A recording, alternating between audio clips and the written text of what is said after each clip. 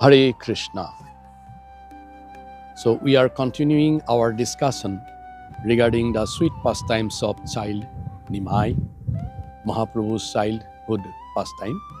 So today this is the fourth discussion, and here we'd like to also discuss a very sweet pastime of Mahaprabhu during his childhood. In Navadip, during the childhood time of Mahaprabhu, a Brahmin, a very simple devotee of Krishna, he worshipped Krishna in the form of Gopal, Krishna's childhood form, and he was very sincere and a simple devotee, that Brahmin. And he came to Navadip and he asked the local people, public, is there any chance of staying the night in someone's place who is also a devotee? Then everybody said the only place here in Navadip which is very sacred and which is also a place where worship is possible is Jagannath Mishra's house, means Mahaprabhu's father's house. And that information was also given to Jagannath Mishra, and Jagannath Mishra very happily, he invited the Brahmin to his place, to his house. The Brahmin came, and this Brahmin had a vow that he always prepared, cook the bhoga, the offering for Lord, and he always offered them to Lord, and after offering, when Lord accepted it, then only he used to take the prasad as prasad. So accordingly, Jagannath Mishra, he made the arrangement of some ingredients for the bhoga, and that Brahmin, he happily prepared some bhoga, and he sat down and chant the offering mantra. Then he do little meditation, close his eye. But exactly at that moment, Nimai, he entered the room and he ate all the bhogas. When the Brahmin opened his eyes and saw the situation, he cried out in distress, "Alas, my all offerings were spoiled." Then Jagannath Mishra came, and he felt very embarrassed, and he scolded little Nimai and requested the Brahmin to again prepare the bhoga. The Brahmin, he was a very gentle Brahmin. He said that what is done cannot be undone, and it is maybe the will of the Lord only. So anyway, the second time again he prepared, but for the second time also, Nimai entered the house and ate up. And this repeat for the third time also. But by that time,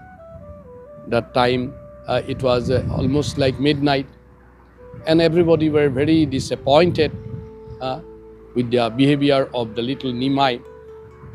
But the Brahmin was very sincere. So what he did, he again repeat in the midnight for the last time offering, or last time attempt to prepare the offering for Gopal. And he prepared, and he again offered to Gopala Vigraha, deity of Gopal. But this time everybody were sleeping, and Mahaprabhu, he revealed himself with the forearm, with conch in one hand, with dix in one hand, with mass in one hand, and with lotus in the other hand. And he said to the Brahmin that, "See, you are my very ardent devotee, and in your many past lifetimes also, you served me with your delicious bhoga, and I always accepted it. And this time also, I'm accepting." So Brahmin's joy knew no bound, and he wept in ecstasy, and he paid obeisances to little Nimai. But Lord said that don't disclose this pastime to anybody. Don't make it public.